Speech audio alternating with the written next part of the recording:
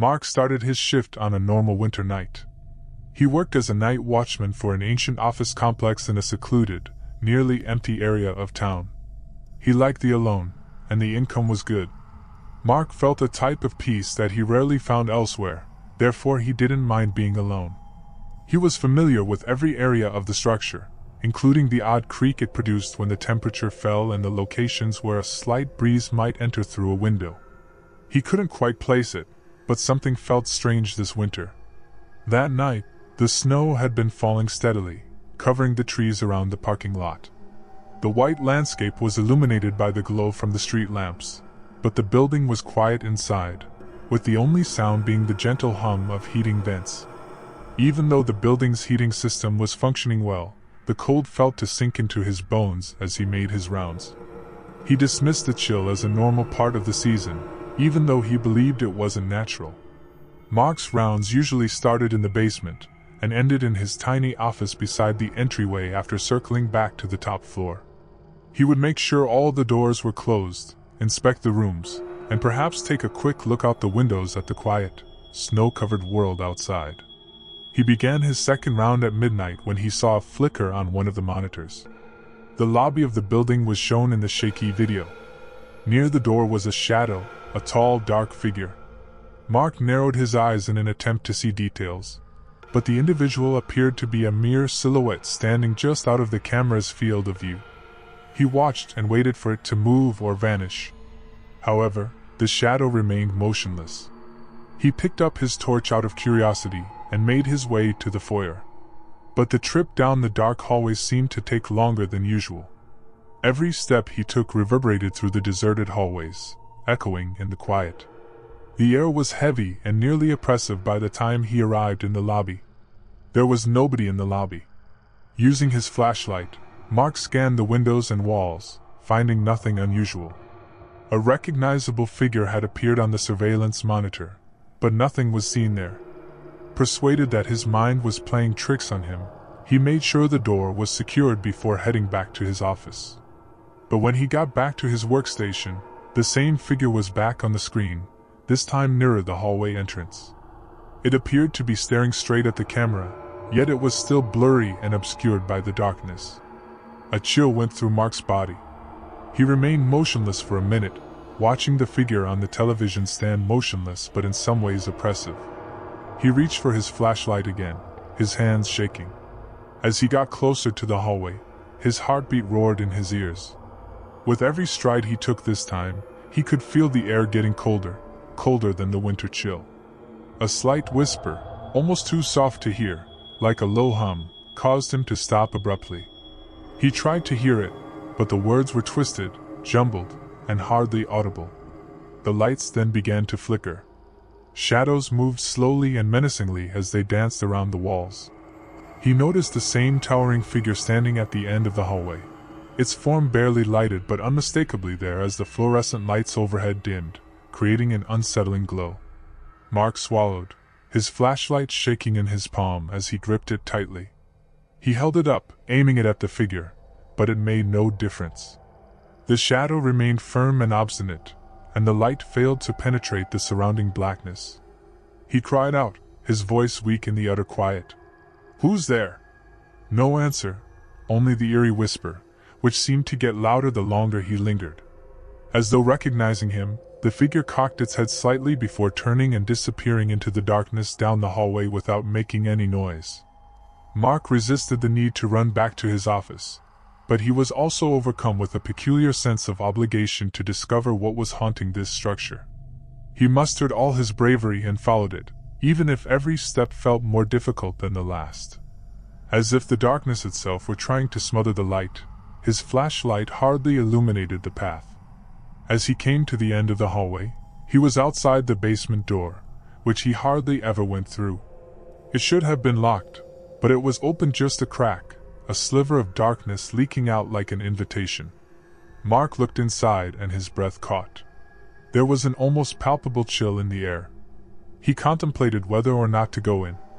He heard the weak, frantic whisper again, this time more clearly, almost begging, as he was ready to turn around. "Help me, please." As though it hadn't been used in years, The voice sounded quiet and broken with agony. As he pulled the door open wider and entered the basement, his hand shook. He felt as though the blackness was alive, encircling and choking him, yet he persisted in going below because he was compelled to find out where the voice was coming from. The large basement was crammed with dust-collecting bookcases, crates of misplaced paperwork, and antique furniture. Only a little portion of the scene was illuminated by his flashlight at a time, and every shadow appeared to move and twist in the corner of his eye. He was frozen in place when he felt something chilly touch his arm. It was a brief touch. With his flashlight trembling, he whirled around and pointed it at the vacant area behind him. Nothing was present. All he could hear was heavy, suffocating quiet. "Help me!" Now the whisper was nearer, at his ear. Its cold breath touched his skin, and he flinched back, staggering back against the shelf. The light wavered, and in its faint radiance, he could make out the person standing just inches from him, its shape blurry, as though it were composed of fog. It held up a dark hand and gestured toward the room's far corner.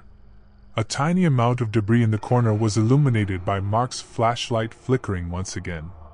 As he approached with shuddering steps, he noticed it, a little, shattered plaque partially hidden in the dust.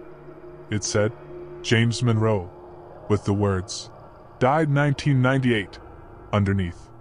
Mark's thoughts were racing. He thought it was only a story, but he vaguely recalled hearing about a guard who had passed away years ago. However, he realized that James had never departed when he saw this dark figure. He was still stuck here, looking for unanswered aid. "I apologize," Mark muttered, his voice stifled by a mix of grief and terror. "I had no idea." The individual remained motionless and unresponsive. It just stood there, its shape slowly vanishing into the night, its murmur dying away until just quiet remained. Mark retreated with a sense of relief that was laced with regret. He had encountered something that was beyond the sphere of the living and something he was unable to explain. He felt a chilly weight leave his chest as he exited the cellar and shut the door, as though James had at last achieved tranquility.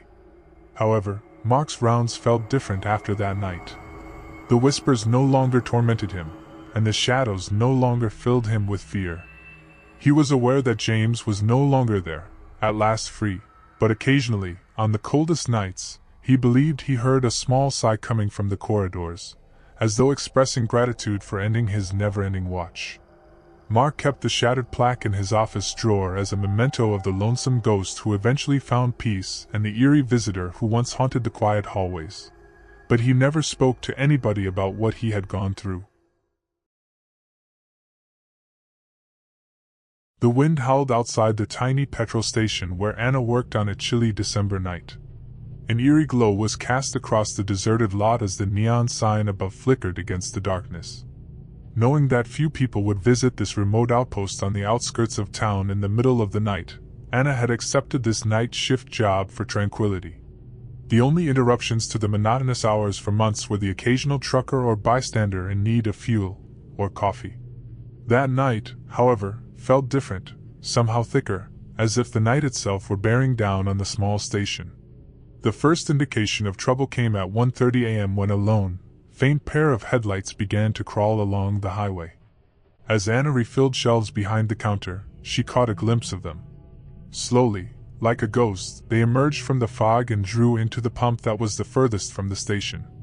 Expecting to see a driver get out, she watched from behind the counter, but nobody did. The automobile sat there, a broken, dusty sedan, headlights on, engine humming, but no one inside moved. Anna waited while she looked from the register to the automobile. A slight shiver ran up her back. She wondered if they were waiting for someone or if the driver had just fallen asleep. The silence still bothered her though. A blurry image of the automobile was displayed on the surveillance monitor next to the register. She could just make out the form of a person sitting in the driver's seat with their heads slouched forward through the fogged-up windows. As she watched, Anna had a persistent feeling of dread, but she dismissed it, telling herself it was simply another tired driver who needed a break. But that feeling of fear only intensified as the minutes passed and the figure did not move. She finally decided to go outside after what seemed like a lifetime. The chilly air pierced her face as she pulled open the door, clutching her jacket firmly. Her breath clouded in front of her as she walked to the car, her footfall echoing over the deserted lot. Her heart thumping, she walked to the window and tapped lightly. "Pardon me?" Her voice seemed little in the great space as she called. No answer. The figure didn't move. "Hello?" She made another attempt, louder this time. Slowly, the window rolled down, allowing her to glimpse inside but not enough to see the driver's face. The individual sat hunched forward, hands grasping the wheel tightly, their face hidden by shadows, and what little she could see was unnerving.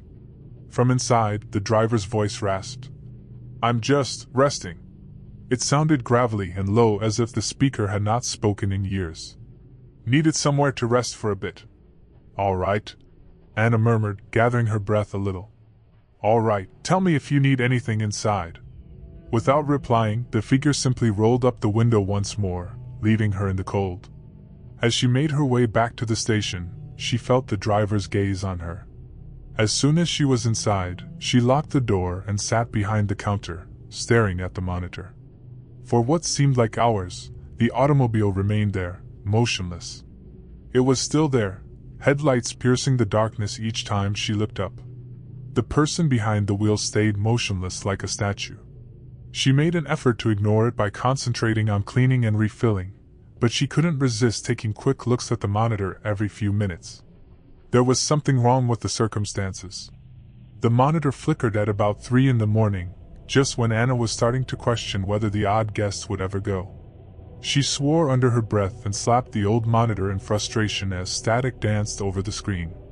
Her heart almost stopped as the picture came back. Outside the gas station, a tall, slender figure was looking straight into the camera. This person, with limbs that appeared abnormally long and a shadowy face concealed beneath the hood of a long, dark coat, was far too tall and skinny to be the driver. They were still as if they were a mannequin in the dark. Anna couldn't take her eyes off the television, and her heart was racing. The figure simply stood there, watching her through the webcam, without moving or making any noise. The driver of the odd car remained in the parking lot, seemingly oblivious to the presence of the shadowy figure. Anna's eyes darted to the door when the silence was broken by a loud boom. Uncertain of whether to confront or conceal whatever was out there, she felt paralyzed. She approached the door slowly and shakily, reaching for the lock.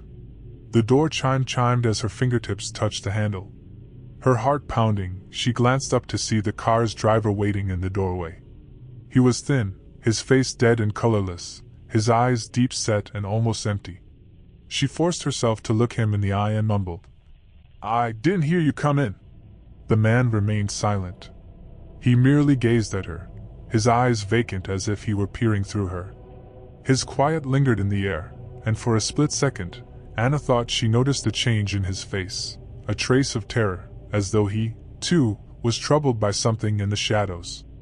The man turned and walked aimlessly around the aisles, his shoes barely audible on the tile floor, but he said nothing. Though he didn't pick anything up, he proceeded slowly, almost mechanically, stopping sometimes to glance at the shelves. With every instinct warning her to remain vigilant, Anna studied him suspiciously. The man came back to the counter after what seemed like a lifetime. His face was expressionless as he stood there, gazing at her with those hollow eyes. In a voice that was hardly audible above a whisper, he finally muttered, "Thank you for letting me rest." He turned and walked back to the door before she could reply, not even looking back as he vanished into the fog. As he got back into his car, Anna hurried to the window to observe. The automobile moved slowly out of the lot, disappearing into the mist as the engine flickered to life. She let out a breath, feeling a rush of relief, but it didn't last long. A small crumpled piece of paper was on the counter where the man had been standing. Anna snatched it up and unfolded it with trembling hands. 3 words scrawled in sloppy handwriting. "It's watching you." With her heart pounding, she looked up at the monitor and saw the shadowy person standing in the same place, staring at the station. Not daring to turn around, she snatched up her luggage and ran for the rear exit without wasting any time. With the paper crumpled in her fist and the dark figure etched in her memory, she sped out of the gas station. She couldn't get rid of the sensation that she was being watched, and that something was still waiting in the shadows in the days that followed. And she was aware that she would always be under that eerie stare, no matter how far she ran.